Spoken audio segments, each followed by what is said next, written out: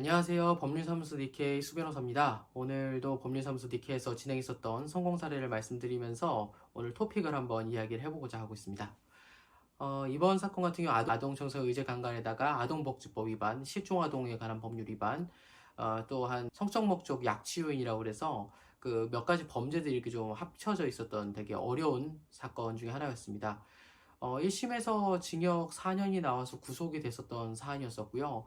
이 합의까지 다 했었음에도 불구하고 1심에서 징역형 실형이 선고가 되면서 2심에서만큼 어떻게든 집행유예를 좀 바라보고자 그 변호인을 바꾸는 상황이 됐었습니다. 어쨌건 이 사건 관련돼 가지고는 좀 다양하게 말썽됐던 부분들이 많았었는데 그 구치소 내에서 폭행을 좀 당하기도 했었고, 폭행당하는 과정에서 누군가와 싸움도 발생을 했었고, 전반적으로 피고인의 항소심을 준비하는 과정에서는 별로 안 좋은 상황들이 계속해서 누적됐었던 상황이었던 사건이었습니다. 이런 부분 역시도 재판에 분명히 영향을 미칠 수가 있기 때문에 그 부분은 좀 별도로 분리해가지고 진행을 하려고 저희가 노력을 했었고, 이 역시도 피고인 항소심 재판에는 전혀 영향을 미치지 않은 상태에서 잘 마무리할 수 있었습니다. 실제로 저희가 생각했을 때는 법리적으로 충분히 무죄를 다툴 만한 부분이 있어가지고 항소심에서 법리적으로 범죄의 명을 자체를 부인하는 부분이 있었습니다. 그리고 그 부분을 재판부에서도 받아들여져가지고 일부 무죄가 나오면서 징역 2년 6개월에 집행유예가 붙는 방식으로 진행이 되었었습니다.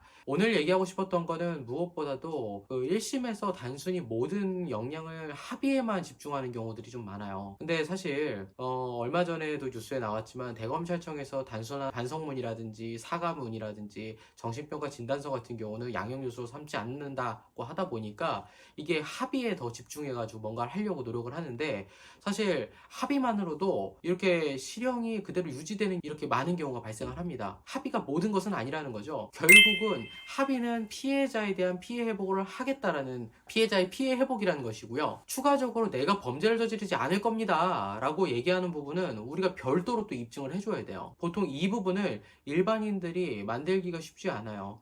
본인이 어떤 습성을 갖고 있었고 내가 어떻게 재범을 하지 않을 것이며 내가 원래는 선량한 시민이었다는 걸 밝혀줘야 되는데, 이게 정말 허무한 소리처럼 들리게 되거든요. 자신이 말로 아무리 한다고 해도 믿는 사람들이 많지 않으니까요. 그래서 저희 법률사무소 니케 같은 경우는 이 부분에 좀 집중을 해서 이 친구에 대한 인성평가를 먼저 좀 진행을 하고, 실제로 그 인성평가에 맞춰서 저희가 재범에 대한 가능성이 없다는 걸 보여줄 수 있는 지표들을 만들기 시작하고요. 그 지표를 다 만들어지고 나면 그거를 피고인을 통해서 현출하는 방식으로 지금까지 많은 성공 사례를 만들어 가고 있는 상황입니다. 사건에 대한 부분이 1심에서 구속이 됐다, 2심에서 뭔가를 더 해봐야 되는데 이걸 어떻게 해야 될지 고민하는 사람들이 좀 많아요. 사실은 1심에서 새롭게 뭔가 양형 요소가 발견되지 않으면 2심에서 봐주기가 쉽지 않은 것은 사실이니까요. 그래서 1심에서 하지 못했던 내용을 2심에서 뭔가 새롭게 만들어주기 위해서는 조금 더 많은 변론을 고민을 해봐야 되는 거고, 그 다음에 이건 당사자뿐만이 아니라 변호사 역시도 함께 고민해야 되기 때문에 변호사가 조금 더 의뢰인과 많은 시간을 보내고 소통을 하면서 최대한의 많은 노력을 좀 해서 자료를 좀 만들어 나가야 된다는 것이 이 사건의 가장 중요한 핵심이라 할 것입니다. 저희가 법률사무소 니케에서 진행했었던 성공 사례를 간단하게 말씀드렸습니다. 니케피디아의 수변호사였습니다. 감사합니다.